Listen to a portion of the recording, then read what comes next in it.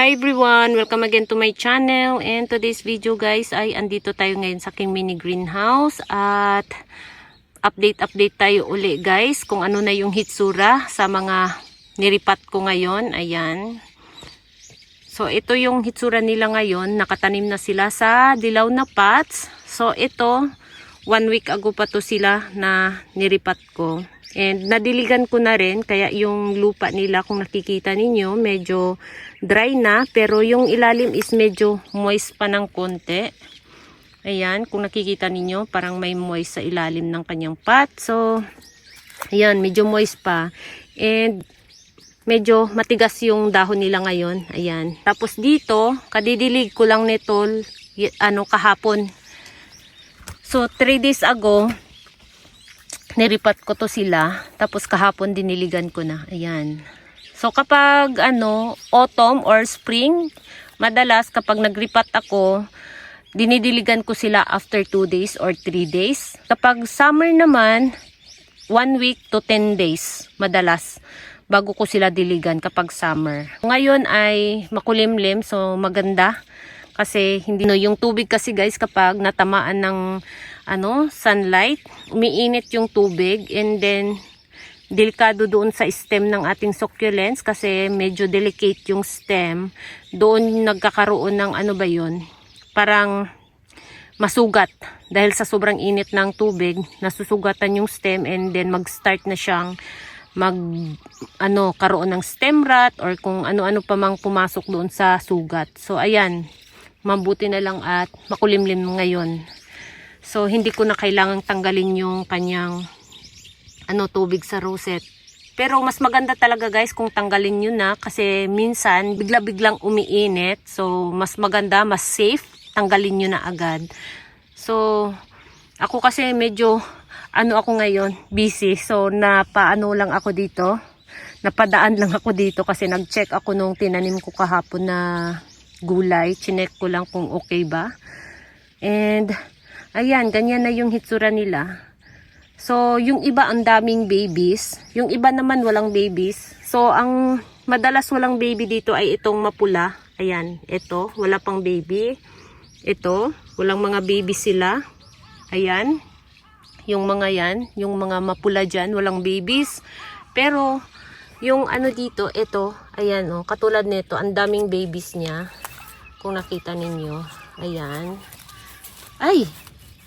Ayan guys, may baby siya. So magkabilaan ang baby nito guys, paikot. Ayan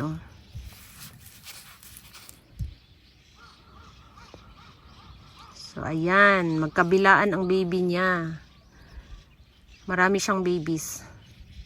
So kung napansin niyo yung puti-puti sa dahon, yan ay yung pang disinfect ng buto ng gulay. So mag-i-expired na kasi siya. So instead na itapon, hinalo ko sa tubig at dinilig ko dito. So wala namang epekto, okay lang. Pang disinfect naman siya sa buto ng gulay. So madi-disinfect na rin siya. Ayan, maganda rin. Ayan, ito rin may babies din siya So ito yung last year na pumangit yung dahon. Ito ayan. Ito na lang yung naiwan. Parang may mga tubig-tubig sa dahon. Yan, ito na lang ang naiwan. So yung bagong dahon niya, ayan, makinis na. And mayroon din siyang baby. Yan, makinis na yung niya, dahon niya. Ayan. So yung lumang dahon ay papuntang mag-dry na yan. So ayan, nagpapalit na siya ng bago niyang dahon. So ito din may baby din siya. So siguro mga bandang summer, makita natin yung mga baby nila na maglakihan na and magka-cluster na sila. Mag-start na silang mag-cluster. Ayan. Kasi yung iba kasi dito guys, napakaliit ng babies nila. Mga pimples pa lang nandun sa ilalim, kaya hindi pa kita. Ayan. May mga baby sila doon sa ilalim. Katulad nito, may babies to sa ilalim. Ayan.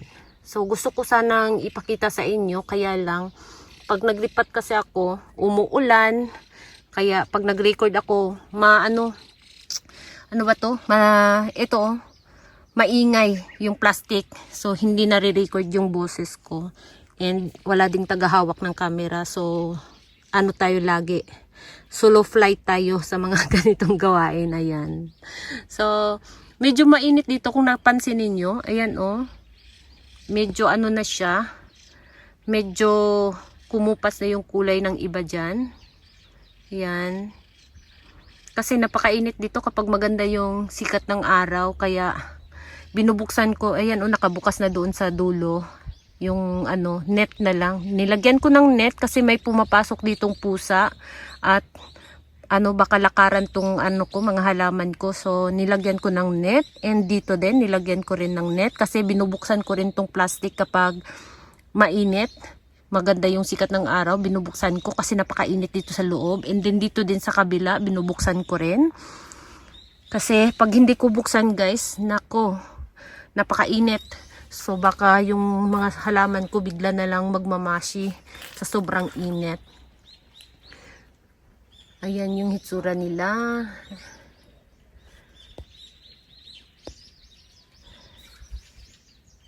So ayan guys, ganyan sila sa ibabaw. And ito din, gusto ko rin yung iripat ng bagong pot. Itong nandito. Pati yung nandito sa kabila, ayan. Kasi napakabilis na nilang mag-dry.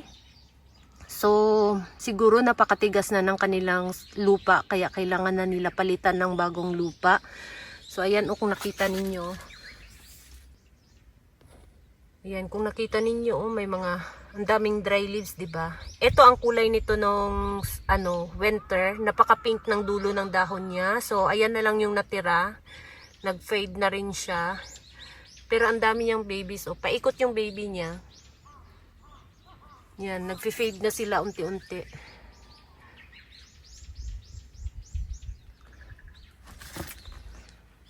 So, ito din, plano ko rin siyang ilipat ng bagong pot. So, mayroon na naman siyang bulaklak. Nakailang beses na akong nagtanggal ng bulaklak nito. Ayan, o. Yan. 4. Panlima na to.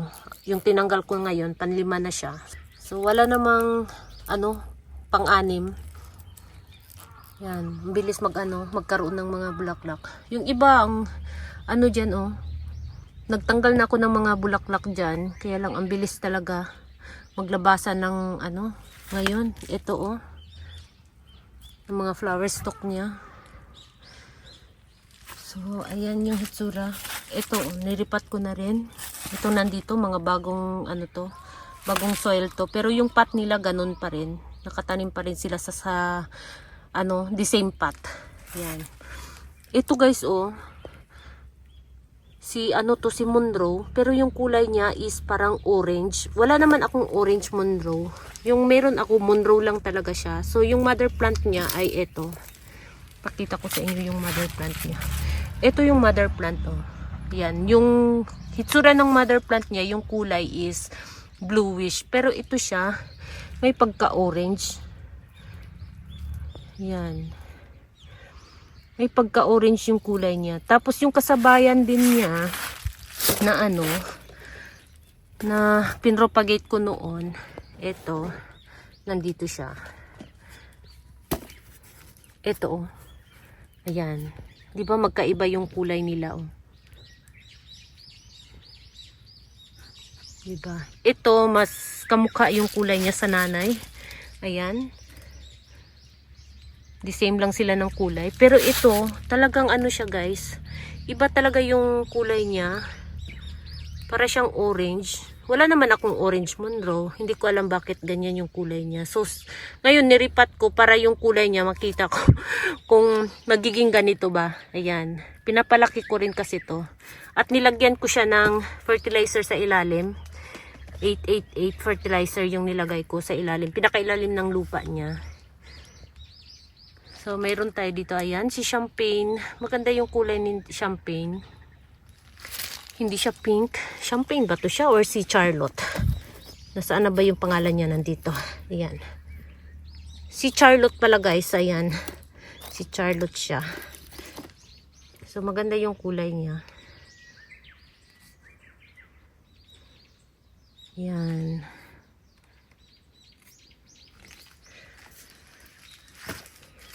Ito rin, Ayan, niripat ko na rin tong aking si Crispate Beauty.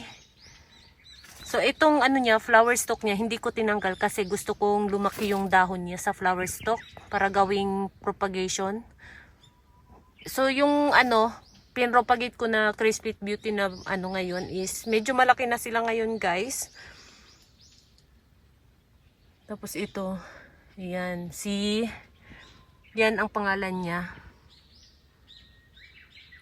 Yan, meron siyang 2 baby sa ilalim ngayon. Tapos ito, kariripat ko lang din yan. Meron na naman tayong bagong malaking ebony. So nakatanim siya dati sa ganitong pot. Ayan, nilipat ko lang siya sa medyo malaki na katulad nito. Ayan, kasing laki nito.